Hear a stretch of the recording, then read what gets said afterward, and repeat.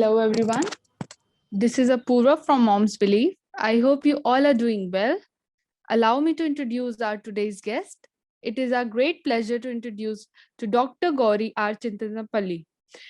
She has completed a fellowship in child development from the Center of Child Development and Disabilities, Bangalore, which enabled her in accessing, diagnosing, and guiding families in addressing pediatric issues concerning their child's development.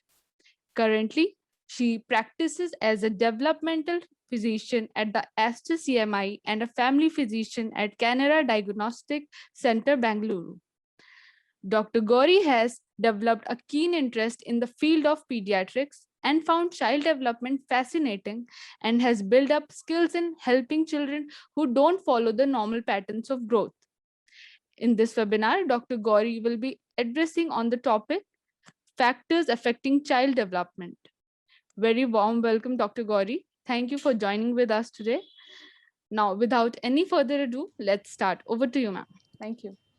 Thank you, Apurva, for that kind introduction. And thank you to Moms Belief for setting up this platform and giving this opportunity to address you all.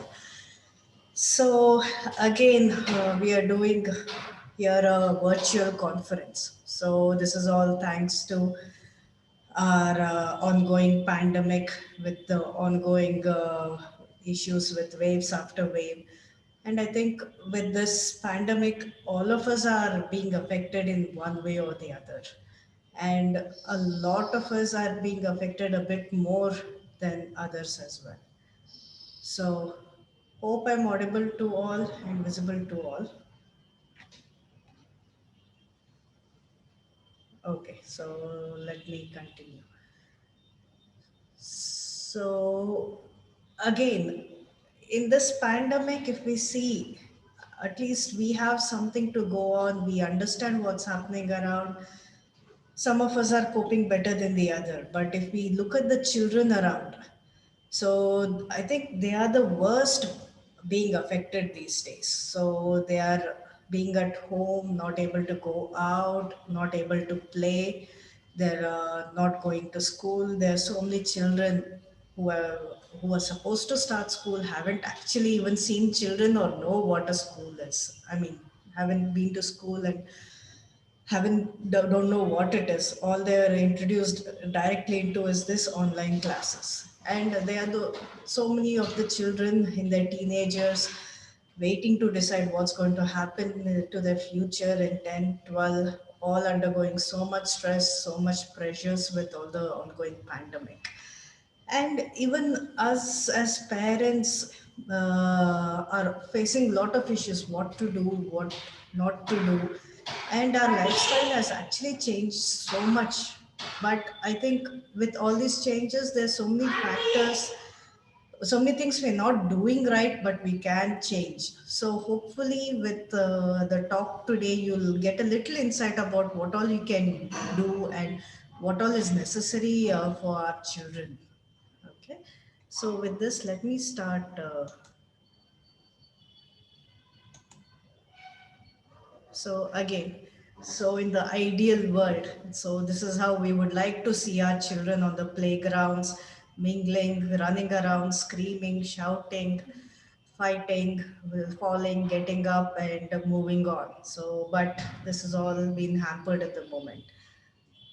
So, to get a little idea about all of you here, so can you please put up in the chat box the age group in which your children are, so I can, if it is, so I can tweak my talk a little bit based on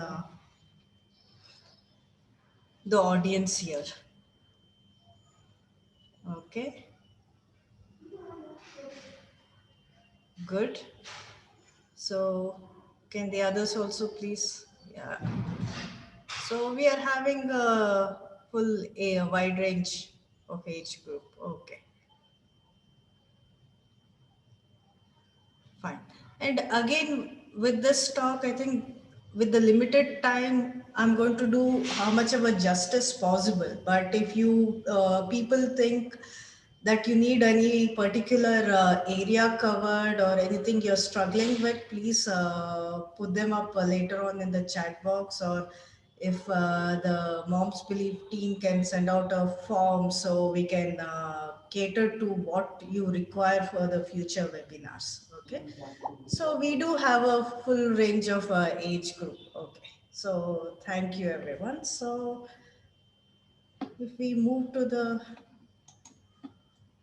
next slide. So again, I cannot do this as a poll on this platform. So if you people want to answer this question, you can answer. If not, it's okay. So I just want to have an idea whether your parents of, okay, people of children who are needing extra care, extra support. Okay. Good. I'm happy that you're all opening up and not sitting behind, not answering. Okay. Fine. Yes, there is this option of direct message if you don't want to put it up in the direct chat box for everyone to see. Okay. So again, we do have a mix. Okay.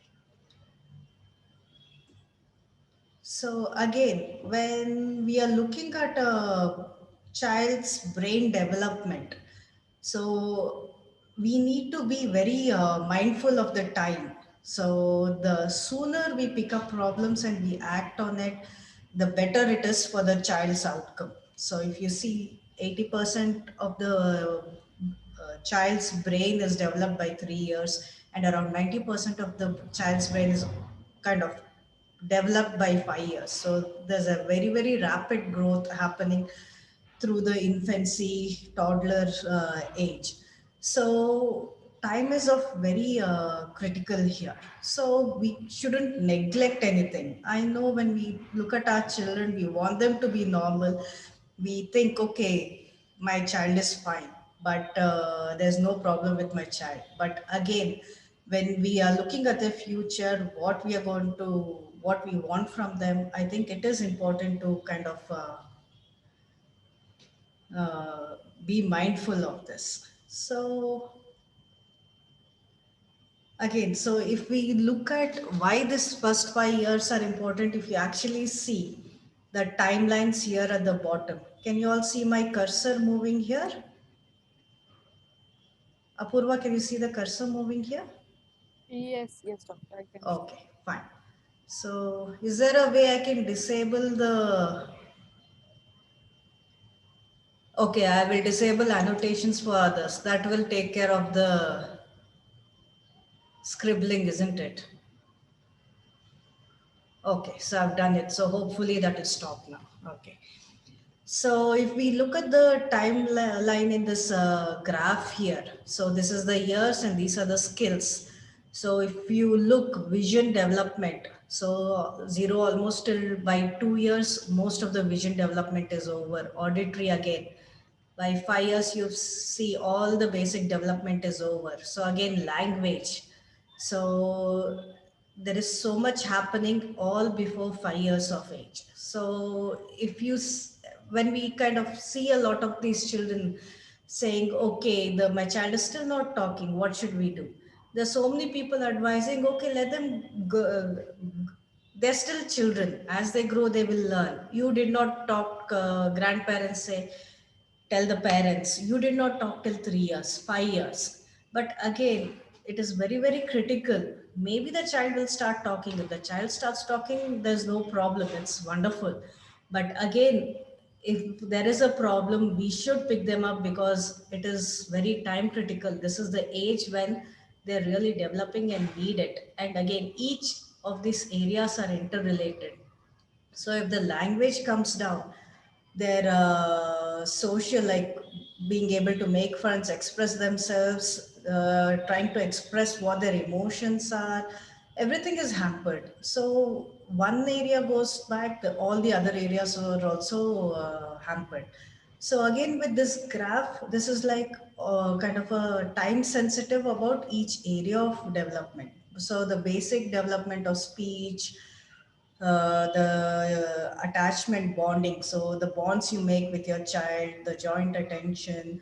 So all these basic things are developed by 5 years, but the learning, so the cognition, so the intelligence, that keeps going on throughout your life. There may many things that go on throughout your life, but if the foundation is weak, all these will not develop later on. So again, so what is happening? How is the brain learning? So the brain learns when a child does something, perform an activity, or try to do something.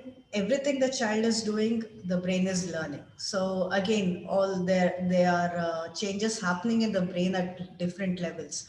So each time a child tries to perform an activity, the number of chemicals released in the nerve cells increases. So the connection between the nerves, there are more connections happening. So again, the size of the brain is improving. Then once that increases, the brain starts understanding, be able to perform a task. So for example, say if the child has to drink water from a cup. So the child tries to hold the cup. Sometimes it may not, sometimes it may, the child will spill water. So that is the initial stages. So as the child keeps trying to hold and drink, so learning how to do it differently, the child is kind of then being able to drink from a cup of water without spilling. So that is when the functional change is happening. So before that, you see this, all these other things are happening in the brain. So all this way of learning is what we call neuroplasticity. And again, because the the brain growth is happening by 5 years, it's very important.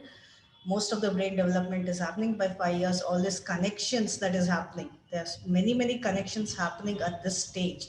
So if we act here, we can actually see a functional change into your child if there's actually any delay. So picking things up in time is very important. So again, so a lot of us say, okay, uh, my child, it's still a baby, so let's not give the child to do much. Let me feed the child, let me bath the child, let me take care of the child. So what are we doing? We are not letting the child do anything. You're doing everything for the child, but is that going to be helpful? No. So if you see, how does the brain grow, how does the connections form in the brain? It's only when the child does something, the connections are formed. So the child is picking up a mug of water to pour on self. So initially, the water is almost spilled without the child being able to pour on self. Next, they start doing it better and better. They get more better grip with their hands. They're able to maneuver the mug a bit better, get more water into the mug. So much is happening. So each time they do something, they're learning. More connections are forming. Only if the connections are formed can the brain kind of form more connections and grow. So you have to let your child be active, explore, give an environment that will enrich the child's development. Okay. So again, so what are the factors that help with the growth of the brain? So in a positive way. So these are the few things with, again, these are the factors which we can do something about. The factors, some factors which we can't do anything about is the genetics. So what we inherit from parents or the genetic inherent genetics of the child. So that also affects how much the brain capacity is, how much the child can learn. So that is a limiting factor which we have no what control over. But what are the factors that we can actually make a difference with? So mental stimulation. So over here, especially in the current situation, I would really like to mention non-stimulating activity would be screen time. So putting your child in front of a TV or mobile because you can't let the child go out, the schools are closed, you are working from home, you have things to do at home, so many other things. So we will go into that a bit more in detail. So again, creating an environment for the child to actually learn, explore is important. So social interaction, so again that is also quite a bit hampered. So and emotional health, so giving the child that kind of support that okay, yeah, we are here, we understand. And exercise and nutrition, sleep. So again, if there's any problem, if you give them this remediation therapy, any kind of therapy, that is all going to only give a positive impact on the brain functioning. So let's explore all these fields a little bit more. So if you see a child up to 2 years of age, so you can see how fast the brain is actually growing. So from at birth, 200 billion brain cells to 100 trillion cells by 2 years of age. So if you see, that is how it is growing. So the brain is growing very fast at this early stages. So again, we need to make sure we are giving them the right kind of opportunities to learn and grow. So again, nutrition is a important factor when it comes for brain development. We are not going to go too much into nutrition here, but making sure your child is getting a good, wholesome meal, a good diet is very important. Okay, and again, if you see how much fast the brain is learning, it's really amazing. So by 1 year, the child, even though the child is not talking, can understand around 70 words, and by 3 years, they're kind of really talking in sentences. So this is a little overall view. And again, if you see different areas of brain, they're different, they're growing in different kind of rates, and each area have their own functions. So so how can we make a difference to a child? So let's go into each part of the brain. This is very crowded. So again, if you look at this bottom part of the brain, again, it is all developed by the time the child is born. So if you actually see, so the factors that affect this area of the brain starts from even during pregnancy. So that is why they say you need to take care of your kind of health, your nutrition, the stress, and so many other factors come into play. So then again at birth, so kind of giving the child the kind of environment. So even with preterms, we say, or even after birth, what we call the kangaroo method of care. So you're putting your baby right onto your skin and giving it the kind of warmth and support and building the bonds. So even from a young age. So you need to make sure the child is feeling safe around you. So when the child is in some kind of distress, being there for the child itself is a very major factor. Okay, so again, so till 6 months. So initially when the baby is not mobile, so you carry them in your arms or sling, so movement, so you move around with your child, so the child is getting used to the movements. And then once they start moving around, rolling over, crawling, let them explore, give them some space to go around.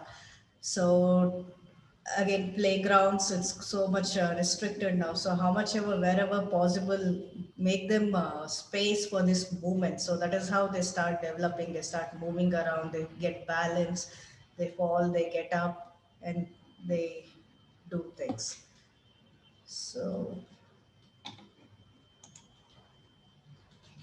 so again, vision. So like I showed you in the first graph also. So by 2 years, a lot of your vision is already developed. So it is very important to make sure if they have any vision problems to get it corrected initially itself. Because like by seeing, we are gathering so much information.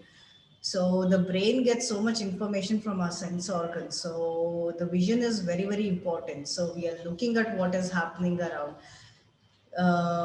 There's so many inputs. So even for your child to like look at you and smile or know that somebody is around, or for its mobility. So that is the social communication. The vision is so important. So if the child has to move around, walk around, the child cannot see. It's so difficult to know what is happening. And there's a lot of visual areas or problems also that can be addressed if we pick them up and again minimize the impact it has on the other overall development. So again, when the child is little, so get some really nice bright objects. You don't have to really go for anything big, something red, yellow or blue or green, and then kind of try and get their attention, try to move around and focus and play a few games like the Speakaboo or I Spy, and then that will help with the vision development. Okay. So again, as they're growing up, so again, they need to be exposed to, like if we come to the hearing, a lot of different kind of sounds, words. So the more they're exposed to that, the more they hear, the more the brain is registering them, and it helps with their speech later on, their what interactions with others, the social connections, and then later on the cognition. So all this is very important. So giving them these are all focusing a bit about the kind of environment you need to provide for your child. So again, the emotional development. So it is starting from very early age on. So the first thing the child develops, wants, is the attachment with the caregiver. So the parents. So once they know they feel safe, they know they have somebody there.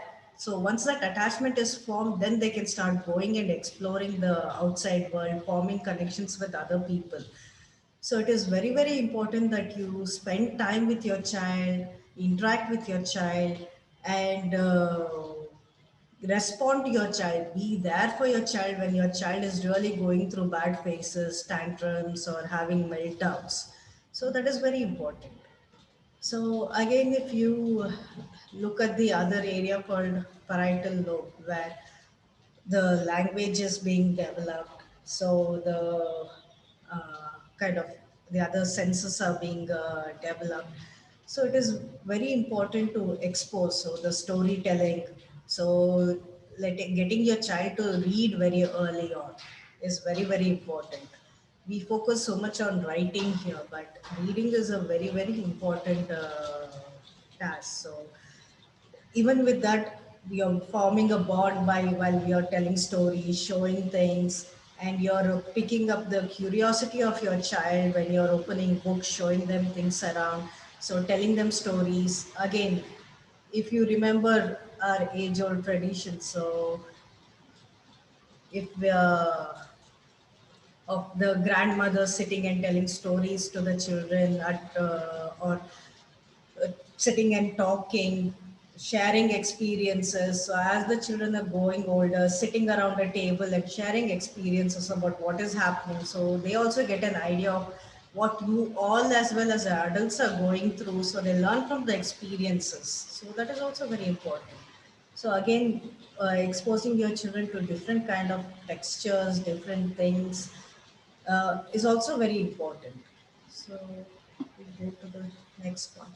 So this is all about higher functions. So as they're growing into their uh, teenage years and adulthood, so this is where a lot of the growth is happening. So what we call the frontal and prefrontal lobes. So again, giving them the opportunity. So if something happens, so allow them to be part of the household chores. So initially, even when they're small, you can involve them in different kind of activities, making lists of items to buy, or looking at different vegetables or objects or fruits. So you can teach them so much with just the household activities, what you're doing day in and day out. So the color concepts with all the fruits and vegetables, names of them, the quantities. So the concept of maths. So there is nothing, there are two, there are many, this is small, this is big. So many things you can do.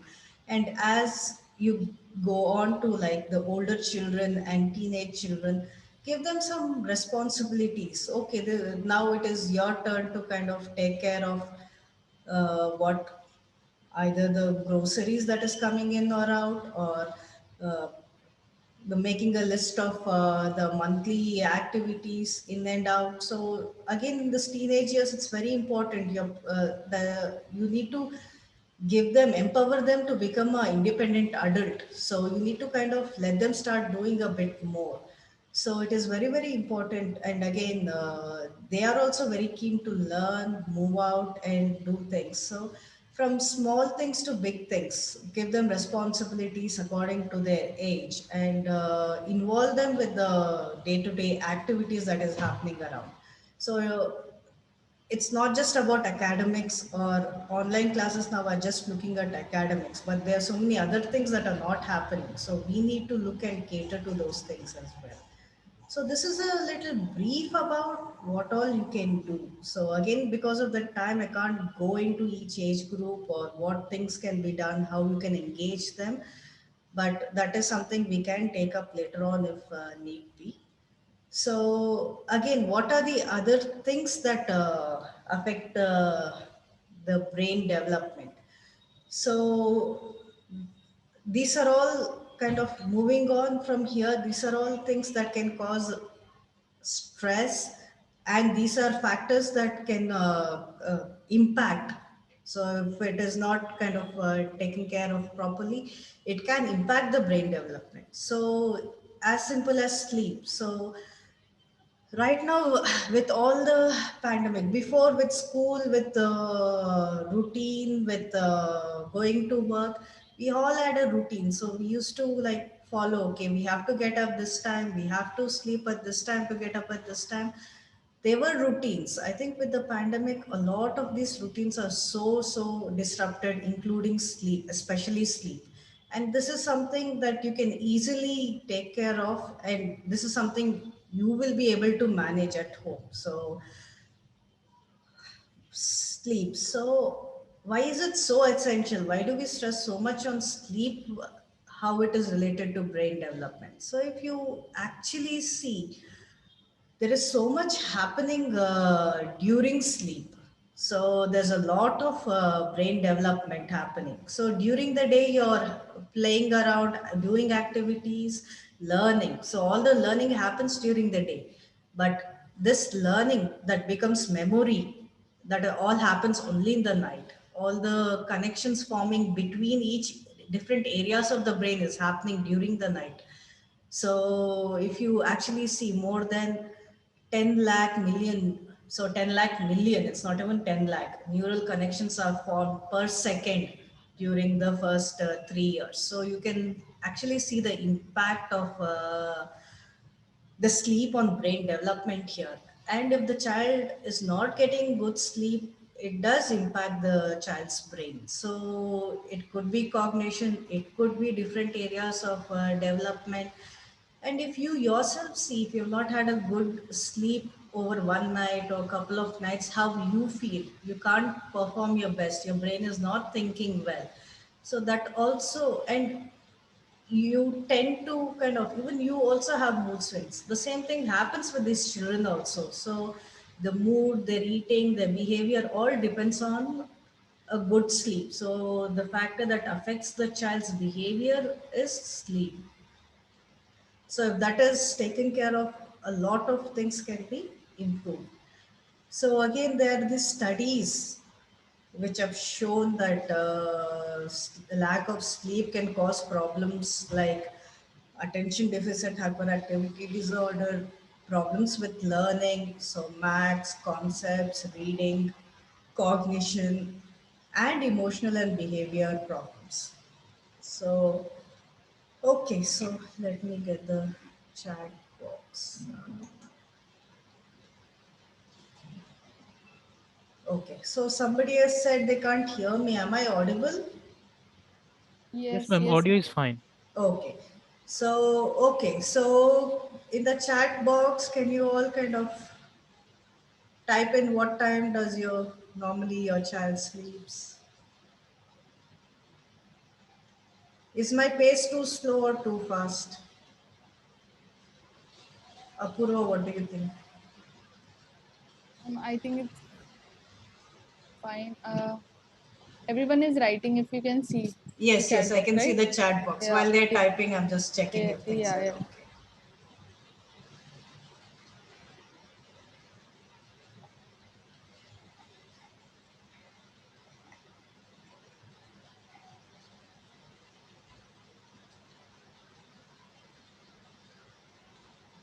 Okay, so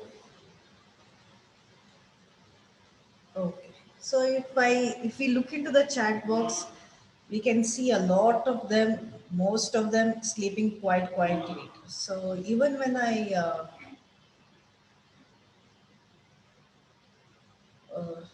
even when I look into one more.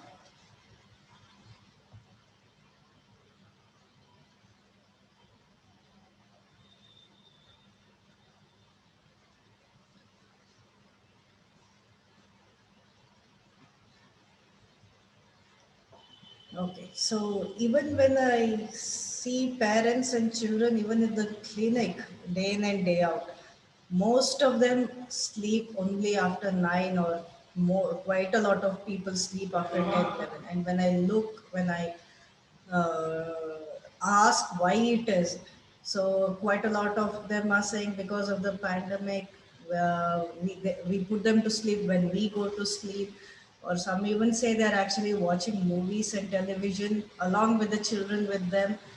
But it is very important that the child sleeps on time. Okay, so it's not just the quantity or the quality of sleep. The time the child sleeps is also important. If you actually kind of look at a natural mechanism, so uh, during daytime the child is active, the child is playing around, there is light. So as the light goes down during the evening and night, the normal natural thing is for us to go to sleep. So like the birds, animals, they all go to sleep once the light is gone and it becomes dark. So that is how it should be natural. But what are we doing? We've invented electricity, bulbs, lights, and now TV and so many other devices. And we are creating artificial light and living in artificial light. So this is really not good. So the child should be asleep very early on, before 9 p.m. So because of what I showed you, what all is happening in the brain during sleep. So when they sleep is also important because there are different hormones being released in your brain at different times of days and night. So if your child is not sleeping on time, these hormones are not being released, the hormones are not acting, and the brain development is affected. So it is very important to make your child sleep before time. So I will go through a few things of what you can do, but if you're finding it difficult, you'll have to seek help into what can be done next. There are even medications to help alter the sleep cycle. And again, nothing will change overnight. It will take time. We need to persevere with these things. So again, so you need to have a strict routine. So weekends there's a different rule, weekdays there's a different rule. So school nights, non-school nights, there's so many things that we have created, but that is not good. So holidays, no holidays, school, no school, the sleep time should be same. So this is the time to sleep. Yeah, so it should be consistent. So again, we see a lot of people like nowadays television has entered into the bedrooms. So everywhere, every house we see there's a television in the bedroom. So bed is not for sitting and watching television. Bed is for sleeping. So make a space which signifies sleep. So again, it should be comfortable. So the temperature, the lighting, the noise around, all matters. Especially with children who have special needs, it is even more important because they might have so many sensory issues. So we need to kind of try and figure out what is causing the sleep disturbances when they're waking up in the middle of the night. So, is the bed comfortable? Is it getting too hot? Is it getting too cold? Or is there some kind of a noise? What is happening that is causing my child to wake up? So again, a routine. So you should have something called a bedtime routine. So there should be a certain time when the child has dinner. So after the dinner, it means you're getting ready for bed. So if you're going to give them a bath, a glass of warm milk, or some soothing music, or reading them a book, sitting with them and going through some books according to the age, picture books or story books or whatever. So then the child also starts getting to know, okay, now it is time for me to go to sleep. And again, what are we doing in the evening? So we are watching television, putting the screen on, we watch till late night. Again, what is the television doing? It is emitting so much of light that is more of a stimulant. So the child will not want to go to sleep, so will not get sleep. So after 6, 7 in the evening, all the screen time should be cut down. So again, when I said calming activities, nothing exciting should happen late in the evenings. Even exercise or playtime should be before 5 or 6 in the evening. Okay. So these are a few tips to try out. But again, there could be problems. So if you're still not able to, you need to seek professional help. So again, based on the age, there are different ideal sleep times. So again, especially after 2 3 years, it's not really necessary for the child to sleep during the day, because a lot of them we see they sleep during the day and that delays their sleep during the night. So if they're having a good number of hours of sleep through during the night, they don't have to sleep during the day.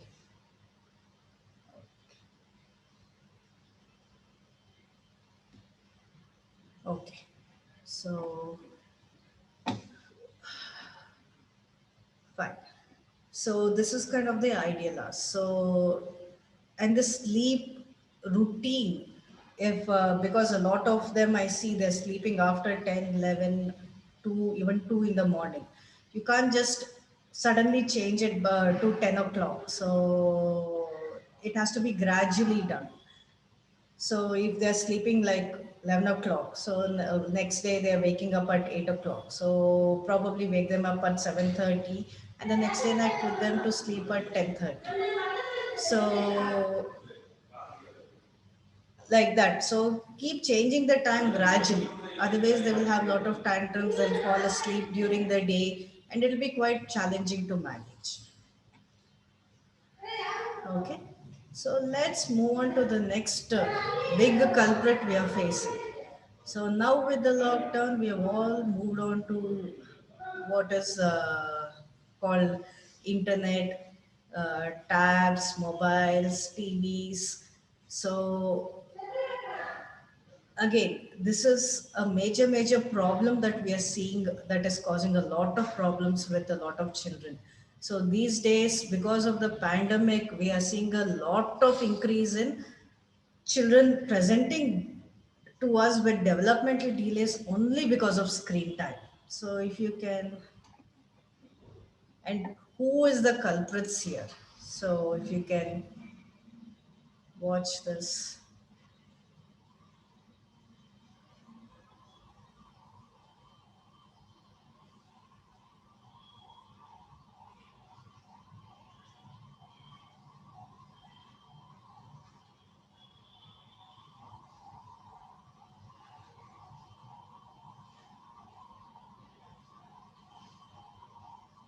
So we are the ones who are actually the culprits doing this to our children.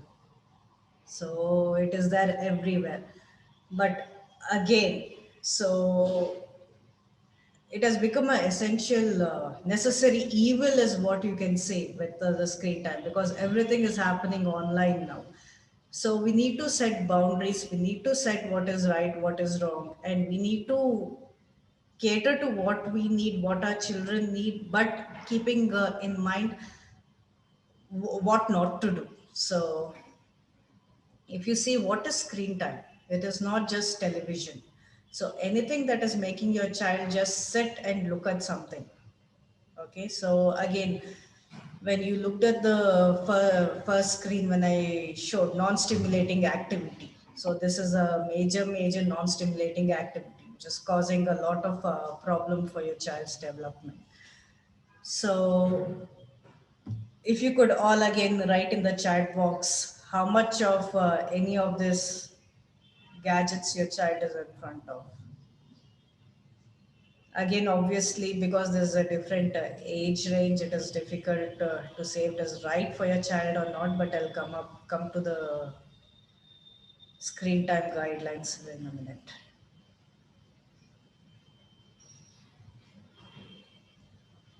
So the people saying more than 6 hours, is it due to school? Just to understand.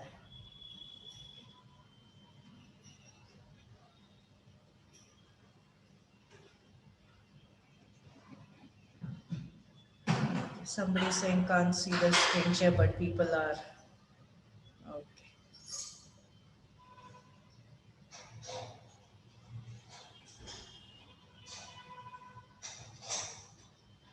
Okay, good.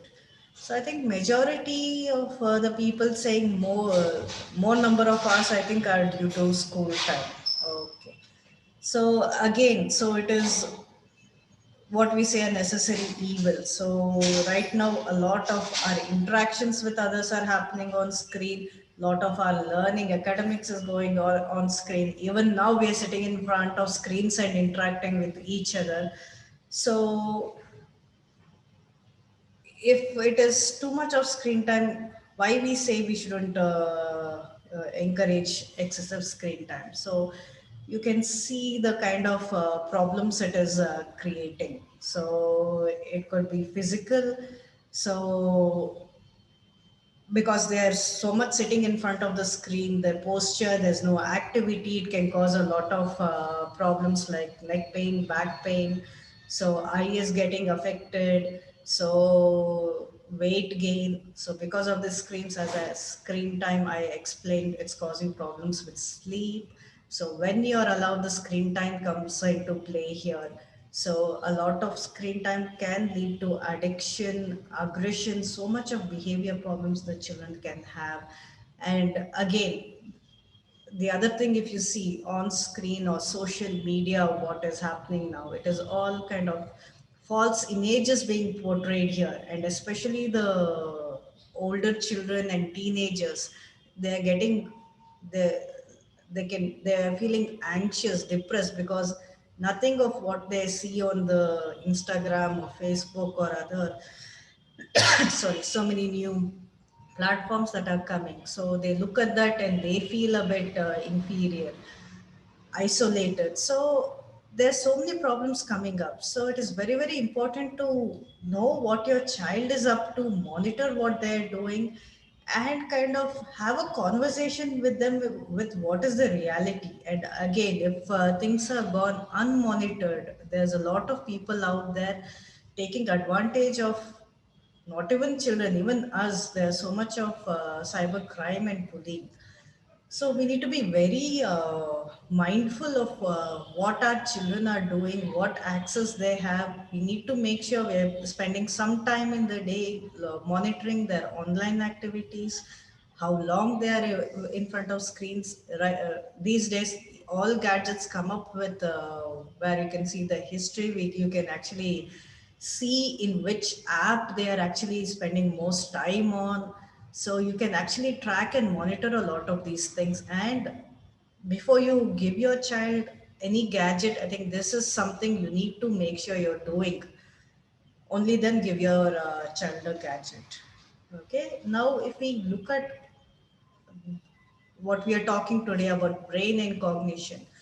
So significant language delays, yes, significant. So in the last month, we have seen after the lockdown is over, when people have started coming back to see us, we have seen a lot of children presenting with language delays only because of this screen time, excess screen time. So it is very important to restrict the screen time. And again, over here the child doesn't need to do anything, all the child is just sitting and watching. So there's no stimulation to the brain, the child doesn't need to talk.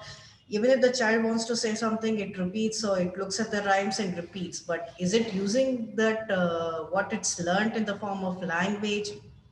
The same thing if you're using it with another person, a conversation, there is so much that the child will learn. So if the child is not forming the sentence properly, so the parent can see the, you can kind of listening to you talk, or you can modify their language, but all that doesn't happen when they're sitting in front of the screen and learning. Yes, they might learn ABCD 1 2 3 rhymes.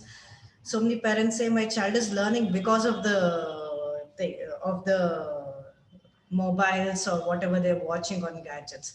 But how much are they using it in the day-to-day life, or how much are they using it, how appropriately are they using it to converse with people or form bonds, or are they having that quality kind of talk, the grammatics, the sentence formation? There's so much to it, so the screens will not help give all this to the child.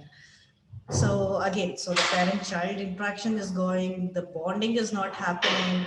So that security, so later on it will cause a lot of emotional problems, psychological problems. So it is not just now, it is going to have a long term impact on people, on your child's development. So executive functioning, so a lot of people say my child can open this app with the finger, they can scroll, they can fix puzzles in the app, but can they actually pick two pieces and put them together?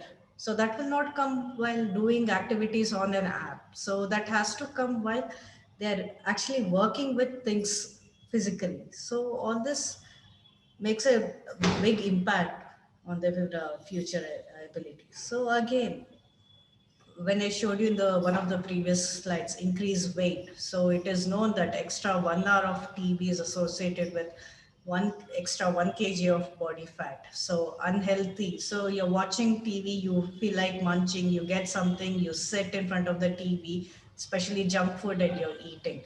So, and again, when you're watching TV and eating, even during your meal times, you tend to eat more because you're watching, you're not concentrating on what you're eating, how you're eating, what is happening. So that is what, so your food intake is also goes beyond. So these are all what causes a child to put on weight, or even adults. So again, you can see how this has a impact on long term when your child grows. So again, so what do you want for your child is what you need to decide. So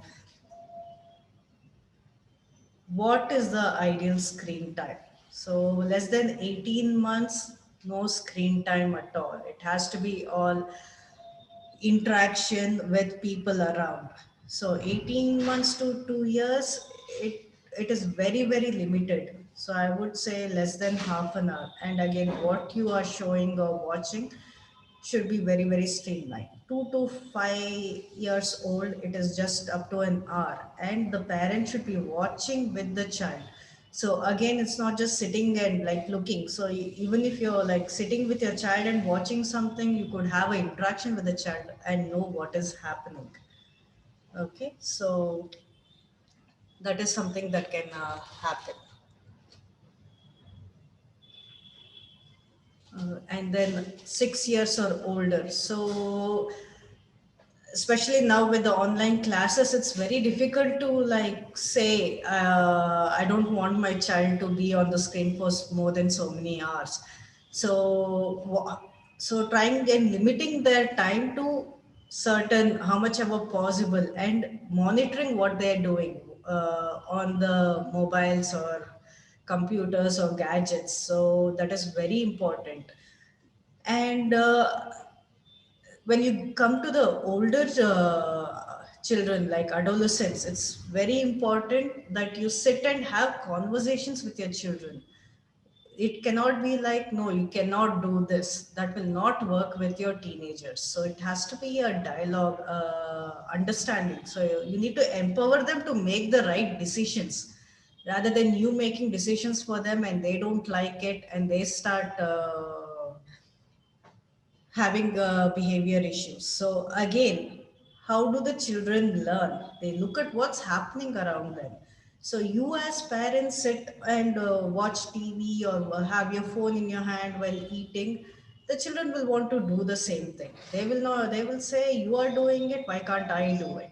So you have to actually modify what you are doing. So you are actually being role models for these children, especially these days when they're not exposed to anything else. All they're seeing is you grown-ups around them. So again, having no screen time around in bedrooms, having certain designated areas for using screens, and not allowing these gadgets into your dining room or bedroom is very important, and setting what rules around it for yourself, implementing it and making sure your child also does the same. Okay, so these are some things you can do for the screen time. So again, now screens have become inevitable. So what can we do to kind of minimize the effects of this? So there is this 20-20-20 rule. So to help with the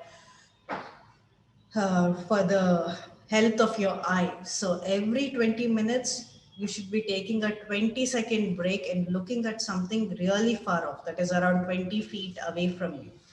So even if you see the natural process of how the eye works, it is actually our eyes are programmed and trained to look at objects far off most of the time. And close by objects is only for a short period of time. But what is happening now?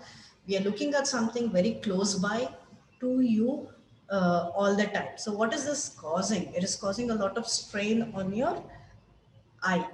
Okay, so it is just like if you want to hold a glass of water in your hand. So initially you don't feel any strain. The longer you hold it, you're feeling the pain in your hand strain, even though it is a small glass of water. But if you take breaks in between, so that will actually that will not cause so much strain to your hand or things. It's the same thing with the eyes.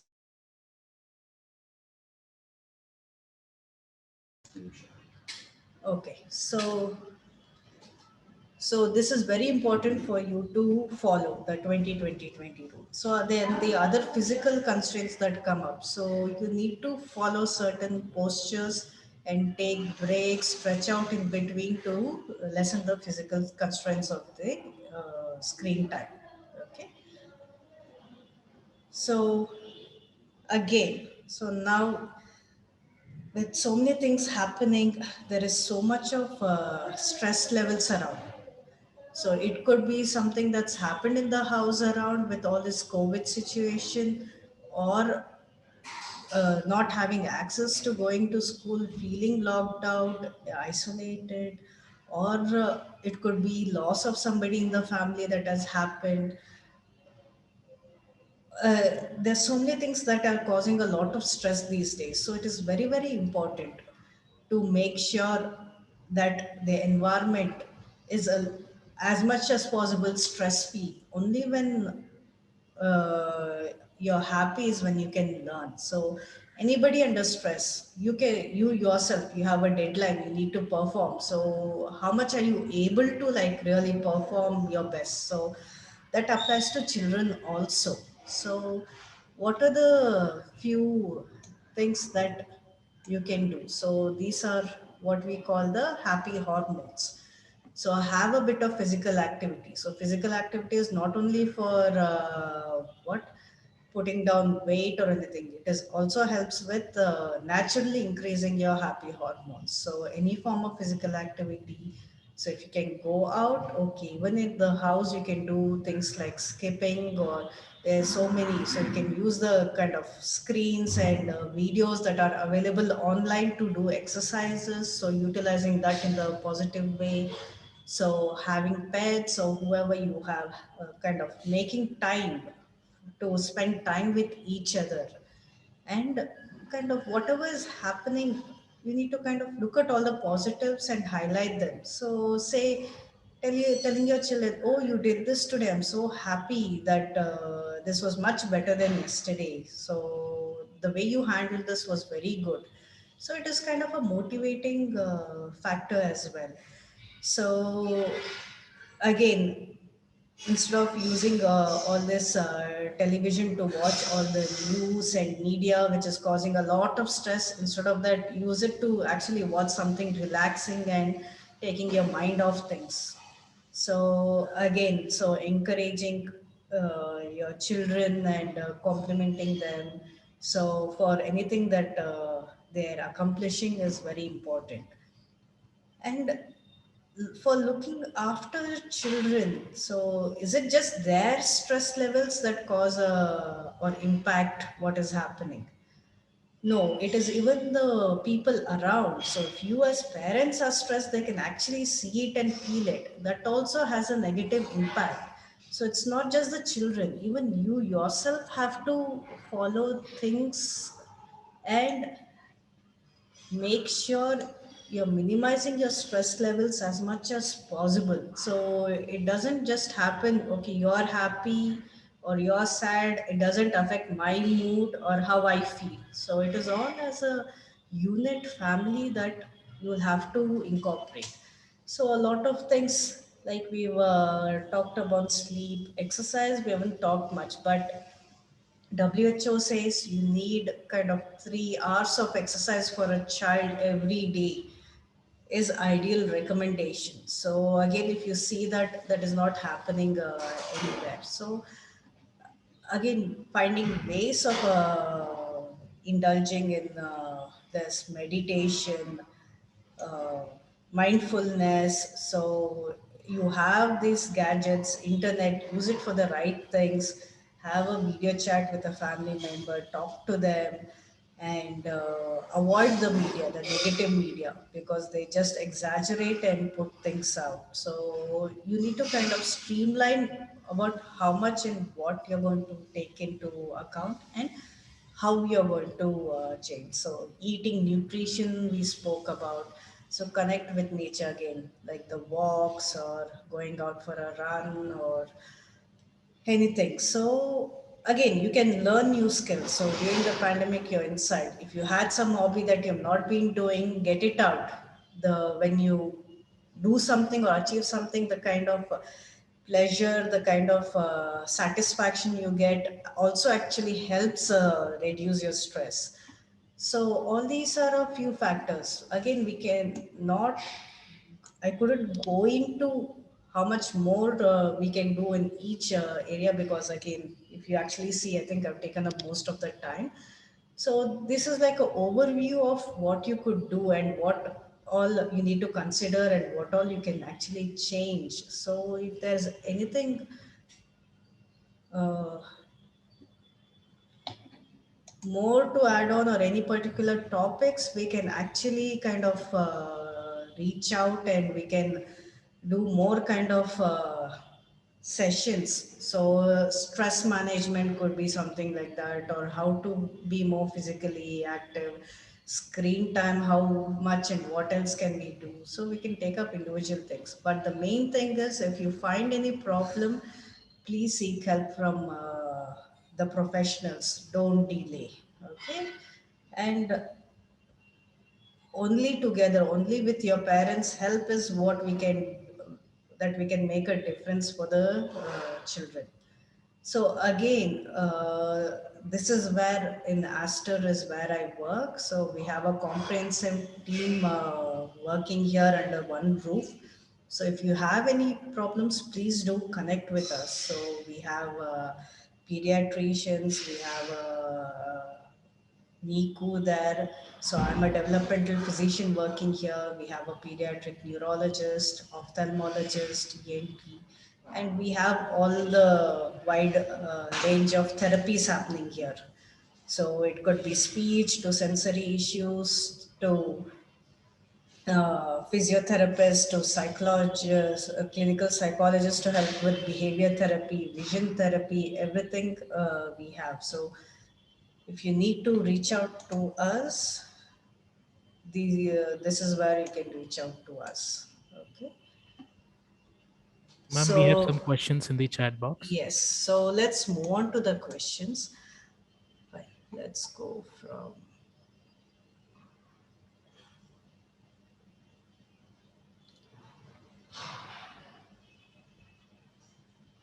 Okay, so lack of awareness about good and bad effects of screen time to all new parents. Doctors should educate all parents before child is born. I think these are, I think this is exactly what we are trying to do here, trying to connect with the public here, parents here.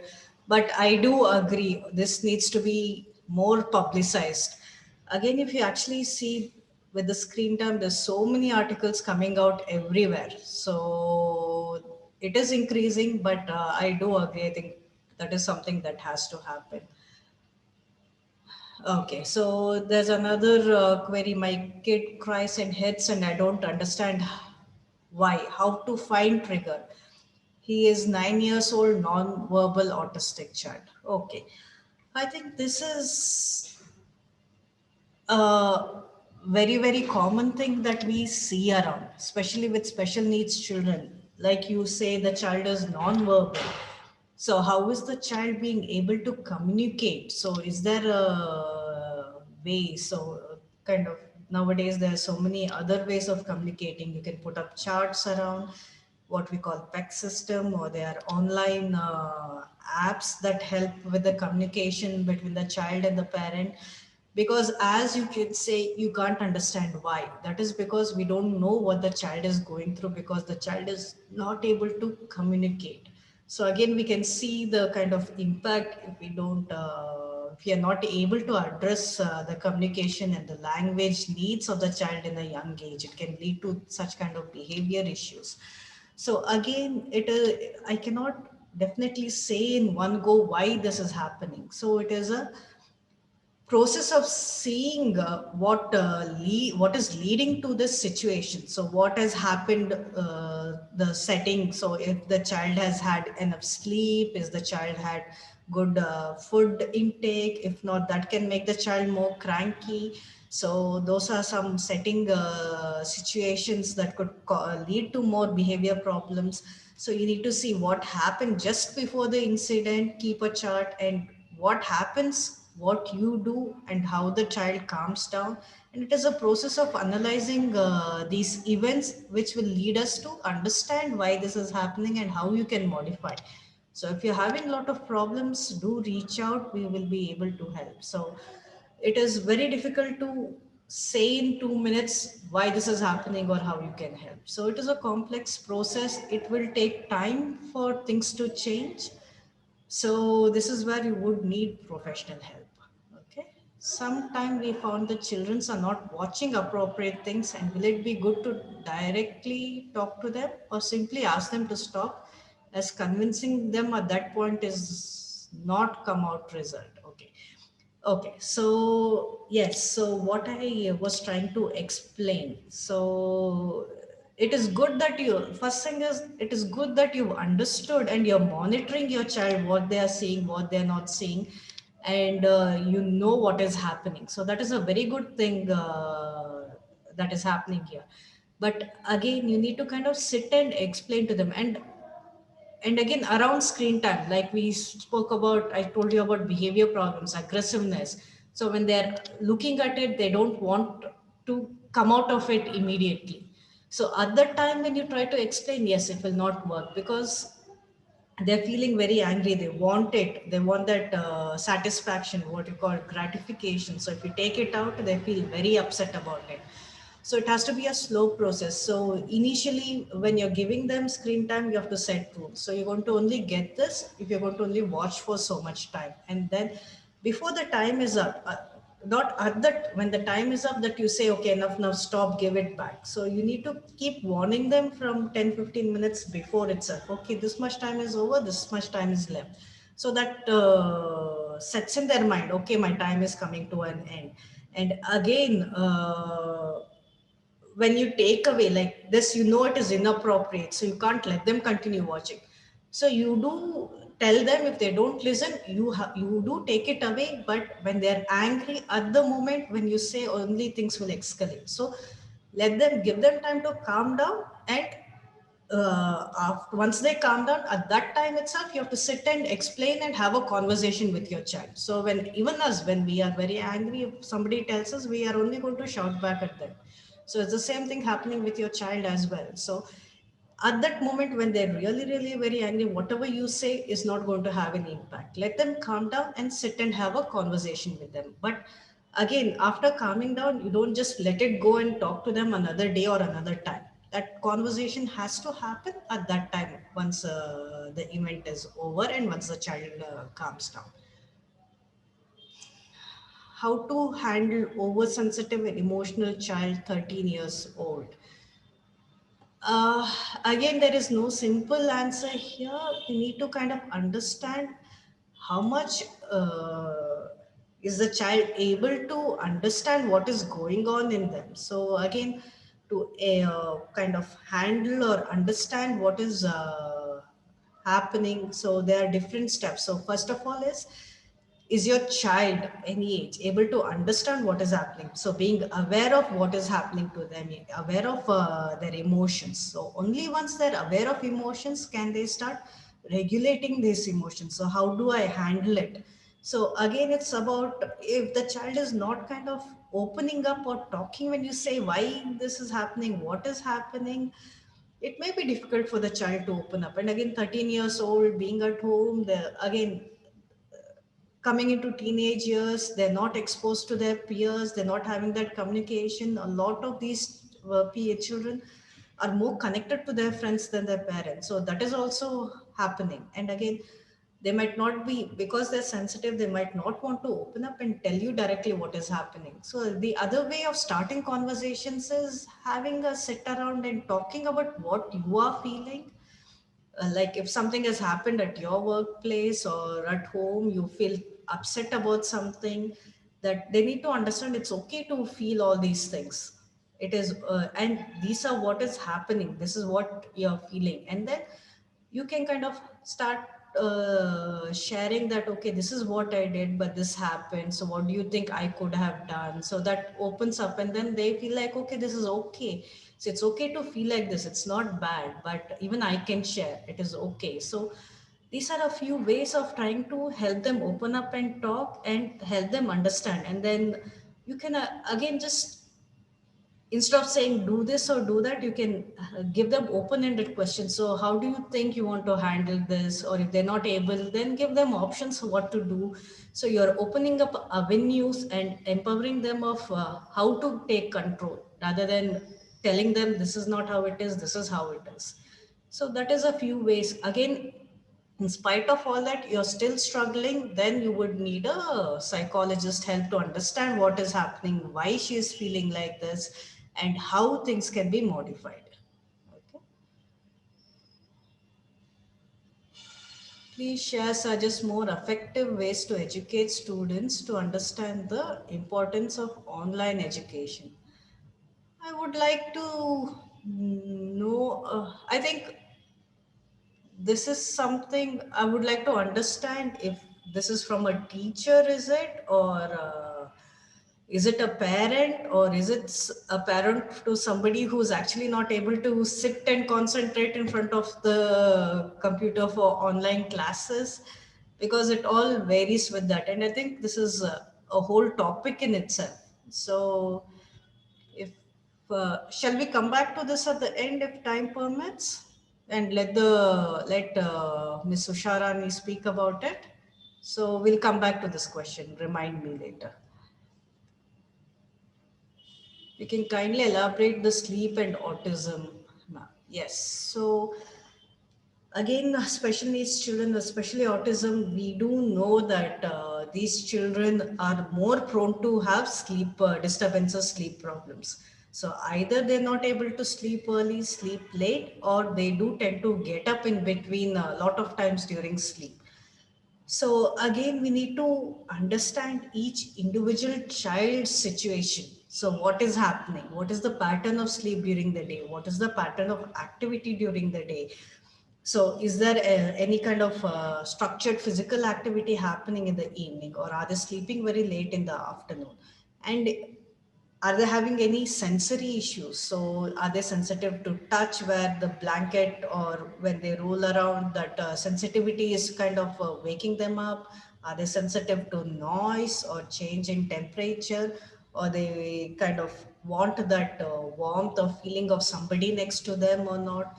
So it is all about analyzing what is happening with the individual child, keeping a diary about the situation, circumstances, what is happening. So is there some noise that is triggering the child up, or is the child like having a wee or getting wet in the night and waking up? So it is all about analyzing it. And especially when these children are having difficulty to express themselves, it gets more difficult to manage. So again, we'll have to look at it on individual basis. Okay, so food, sleep is good. Is there something I missed out?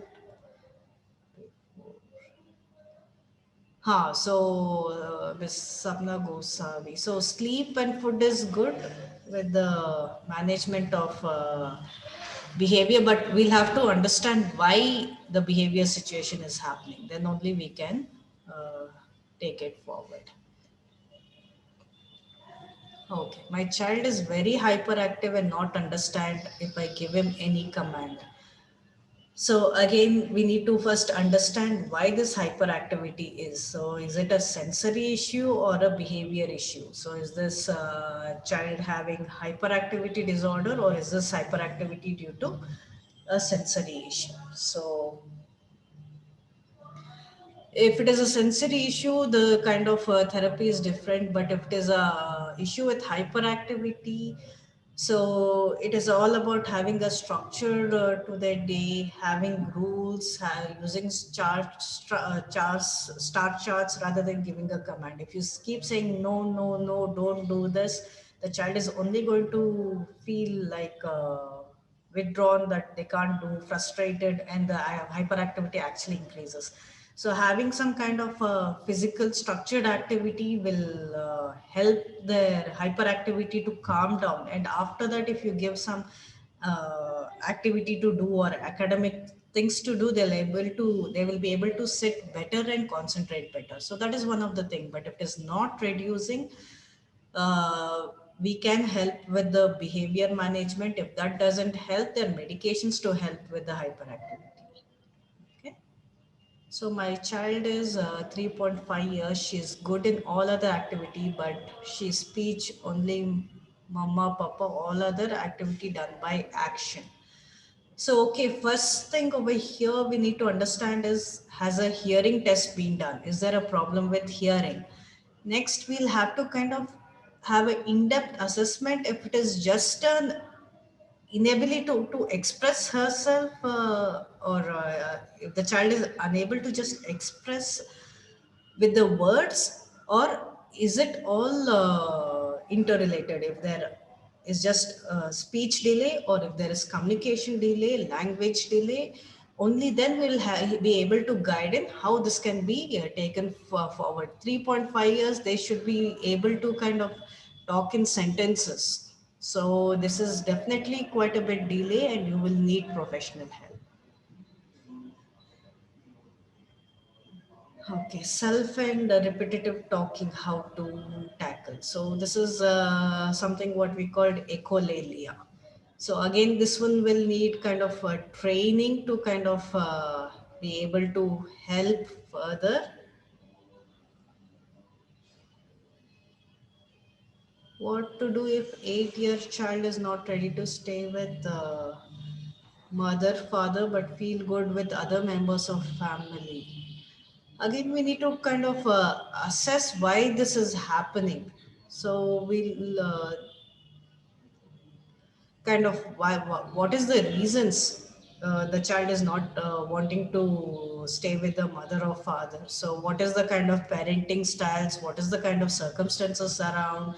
So what is this the child is seeking from the grandmother, which is not going getting from mother, father, or if there are any other issues? So it will need a in-depth analysis before we can say what you would be able to do.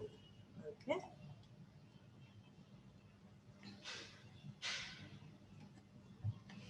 Okay, 1 minute.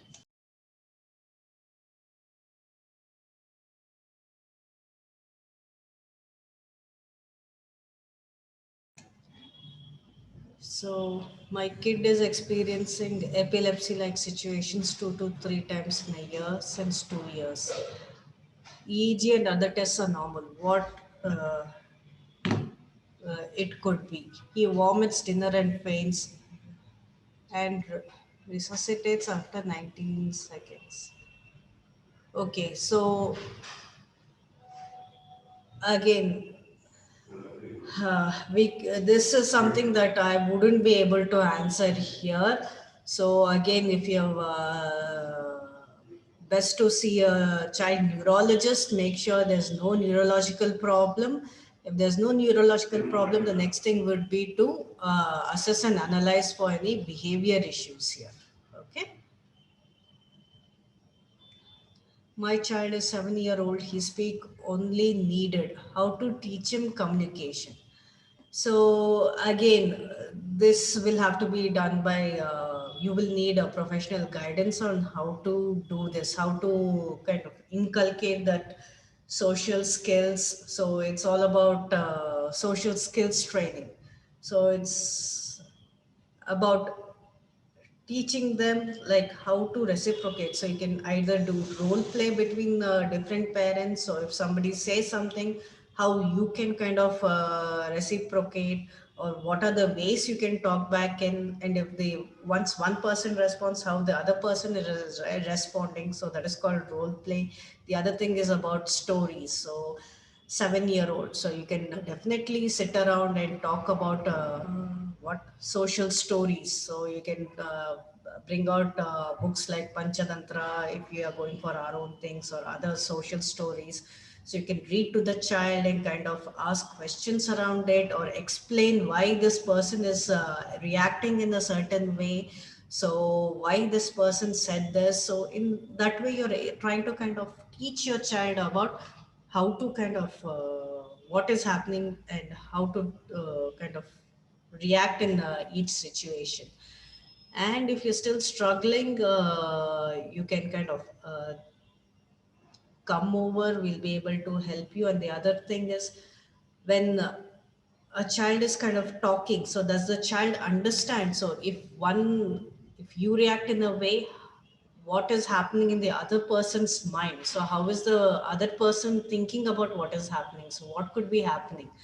So something called theory of mind, so social skills training, social stories, role play. These are a few things that you could do to help the child learn better communication and social skills.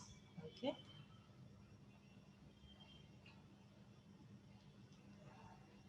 Yes. Okay, my child. Again, if the 3.5 year child, it is a similar question that I've already answered.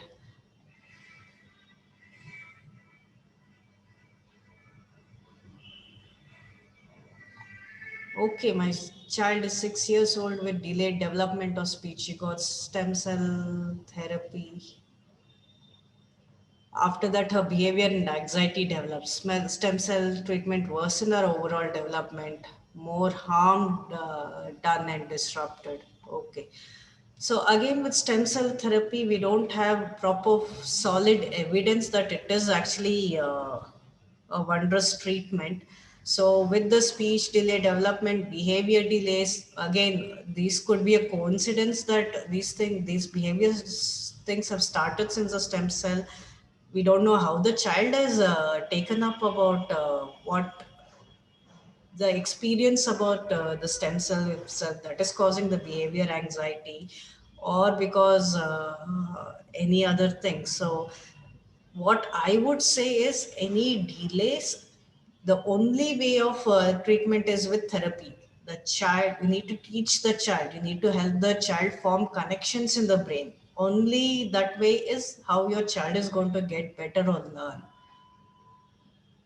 So if you're having a lot of behavior anxiety issues, you will have to see a psychologist for development. You'll have to reach out to professionals, developmental pediatricians.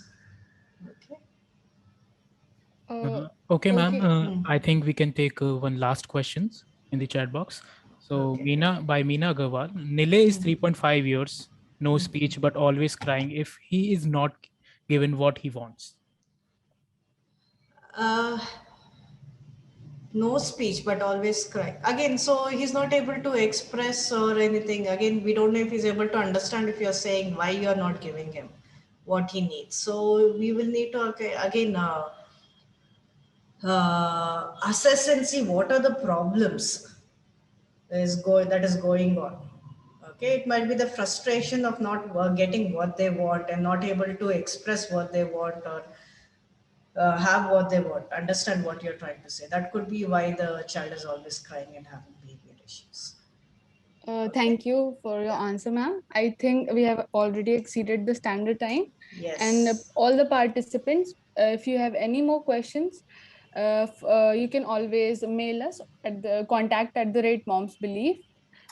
And I would like to thank you, ma'am, for this wonderful and informative session. And I would like to thank you all the participants and professionals also. Thank you for being here. We will see you next time. Have a good day.